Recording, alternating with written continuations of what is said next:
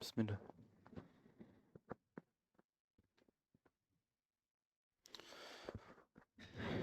بسم الله الرحمن الرحيم. الحمد لله رب العالمين. صلى الله وسلم على رسول الله.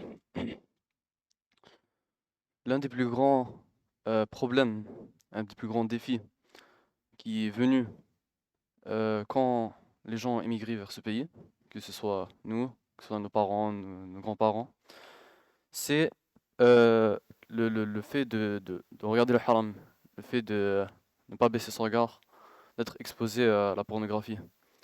C'est quelque chose qui n'est pas très présent dans la majorité des pays d'origine des gens, mais que avec le temps, de nos jours, ça a augmenté dans l'endroit où on vit. C'est devenu quelque chose de très présent, omniprésent. Mais c'est pas un simple péché, c'est une addiction, c'est un grand problème. Parce que il y a des péchés qu'on fait que commettre, et puis après on se repentit, et on recommence plus. Mais là, c'est vraiment une addiction. Il y a des gens qui tombent dans ce péché et pendant des années, ils restent.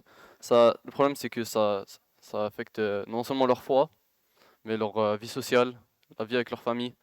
Ça affecte leurs projets, leur motivation. Tout plein de choses que on veut pas qu'ils soient affectés.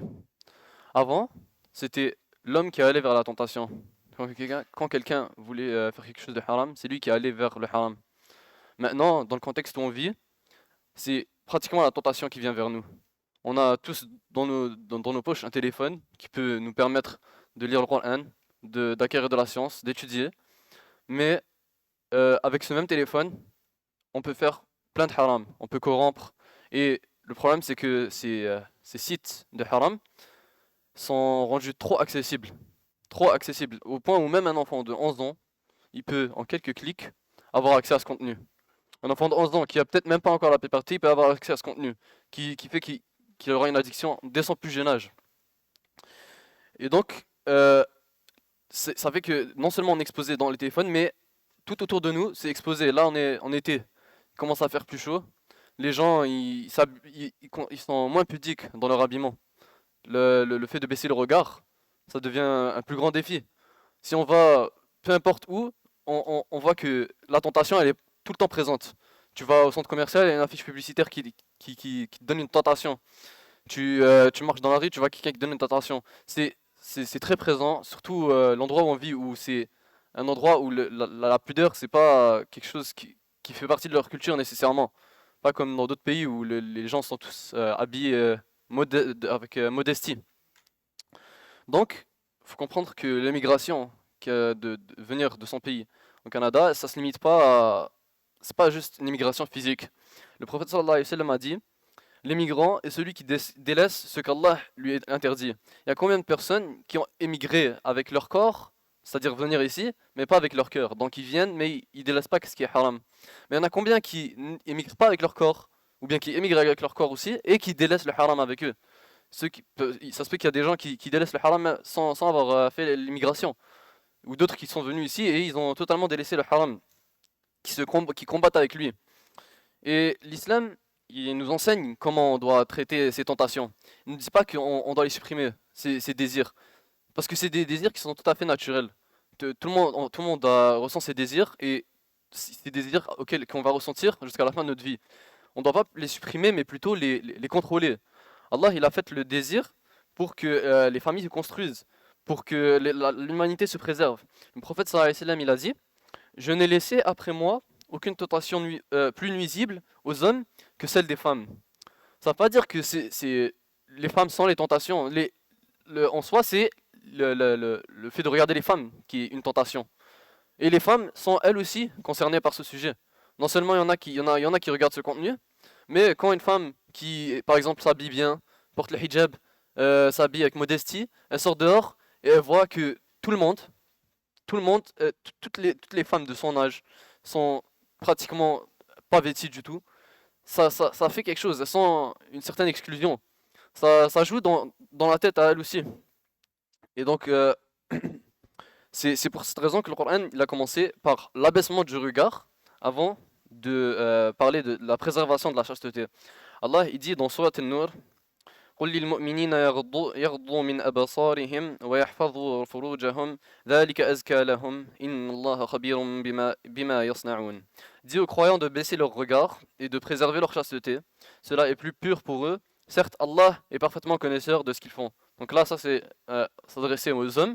Et puis directement après, qu'est-ce qu'Allah dit? Il dit وَقُلْ لِلْمُؤْمِنَاتِ يَغْضُضْنَ مِنْ أَبْصَارِهِنْ وَيَحْفَظْنَ فُرُوجَهُنْ. Et dit aux croyantes de baisser leur regard et de préserver leur chasteté. C'est-à-dire que c'est pas une responsabilité qui incombe seulement aux hommes.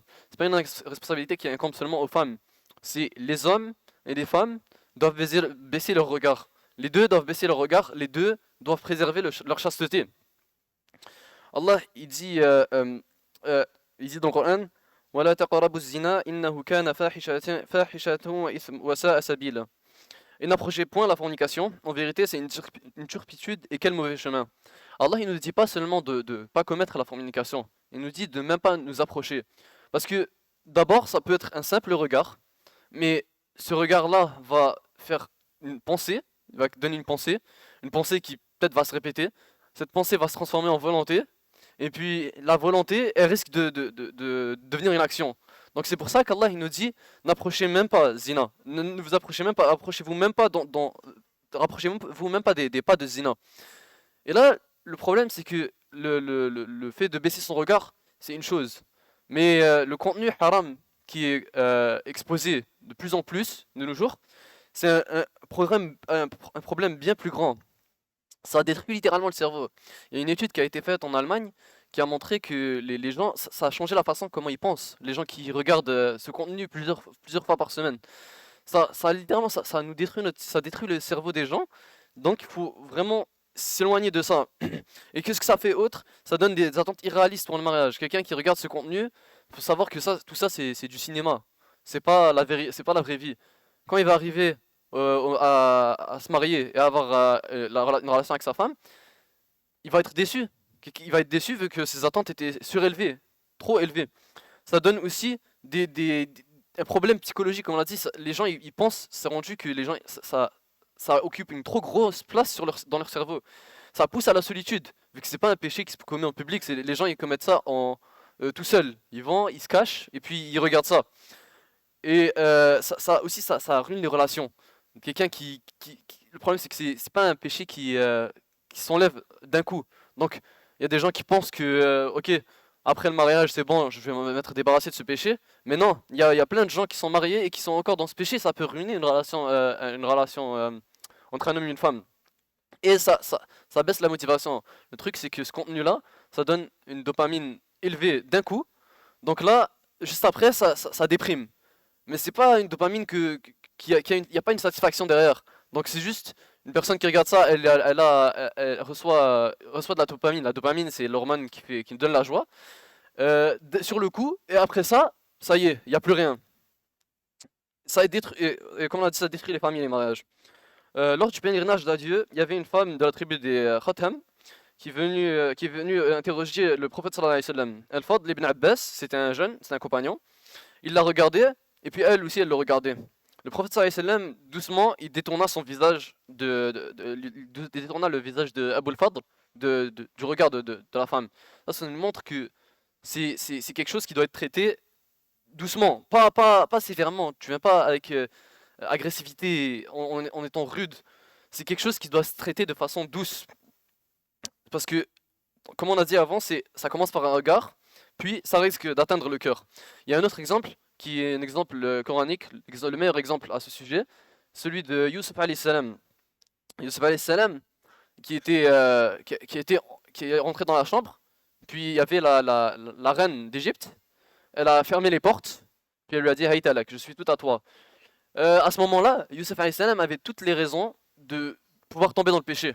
Il était seul, la femme elle était belle, elle était riche, il était célibataire, il pouvait être tenté, il avait toutes les raisons de tomber dans ce péché.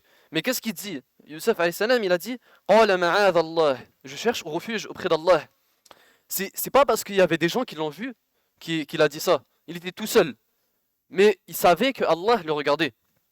Il savait que Allah, il savait que Allah, il est conscient de ce que Yusuf alayhi salam il fait. Donc ça lui a suffi pour se rappeler d'Allah. Et Allah, après, qu'est-ce qu'il dit? Il dit كذلك لنصرف عنه السوء والفحشاء إنه من عبادنا المخلصين. Ainsi, nous avons écarté de lui le mal et la turpitude. Il était certes l'un de nos serviteurs sincères et élus. Allah il nous montre que le fait d'être sincère envers lui, ça peut nous approcher de lui. Ça nous approche de lui, ça nous évite des problèmes. Et là, comme on a dit avant, c'est que maintenant que c'est un contenu qui est accessible en quelques clics, c'est un contenu c'est un péché qui se fait dans la solitude numérique. Quelqu'un est tout seul, il ouvre son ordi, il ouvre son téléphone, puis il regarde ce contenu. Mais on doit se mettre à la position de Yusuf alayhi salam. Yusuf alayhi salam, il était lui aussi tout seul. Il était lui aussi tout seul face à la tentation. Mais il s'est rappelé d'Allah. Il s'est rappelé que Allah, c'est Al-Sami', Al-Basir, Al-Alim, Al-Khabir, Al-Raqib. Allah, c'est lui qui voit. Allah, c'est le tout voyant, le tout entendant. C'est Allah qui sait tout. Allah, il est le très proche. Allah, il nous dit dans Surat Qaf, وَلَقَدْ خَلَقْنَا الْإِنسَانَ وَنَعْلَمُ مَا تُوَسْوِسُ بِهِ نَفْسُهُ وَنَحْنُ أَقْرَبُ إِلَيْهِ مِنْ حَبْلِ الْوَرِيدِ. Nous avons effectivement créé l'homme et nous savons ce que son âme lui suggère et nous sommes plus près de lui que sa veine jugulaire. Allah, il nous dit que sa science est plus proche de nous que notre veine jugulaire, la veine qui est ici.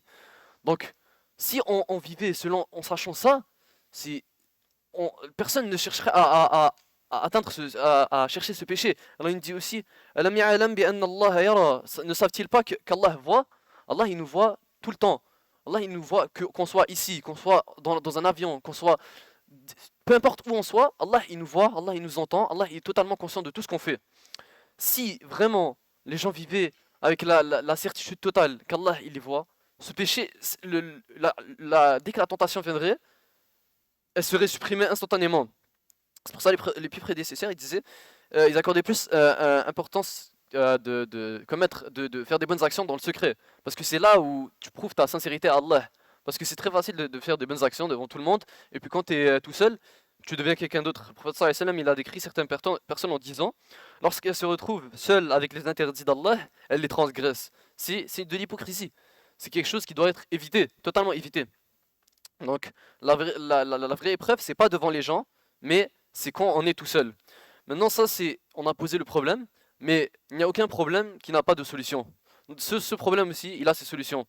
Premièrement, il faut développer la conscience que Allah, il nous regarde tout le temps. Comme on a dit, Allah, c'est Sami', Allah, c'est Al-Alim, Allah, c'est Al-Basir. Si on garde cette conscience tout le temps, tomber dans ce péché, ça devient moins facile. Et puis, c'est bien aussi de rester en état de pureté, de faire son wudu le plus possible, garder son wudu, parce que le prophète il a dit, le véritable croyant veille, un véritable croyant veille à être continuellement en état d'ablution. Et le fait de garder son wudu, c'est comme un bouclier face à ces tentations. Ça permet de résister plus fort à ces tentations que si, par exemple, tu n'étais pas en état de wudu. Deuxièmement, c'est baisser le regard dès le début. Au lieu d'attendre que le problème il s'accumule et puis le traiter à la fin, mieux vaut le traiter un problème à sa racine. Troisièmement, il faut fermer les portes de la tentation.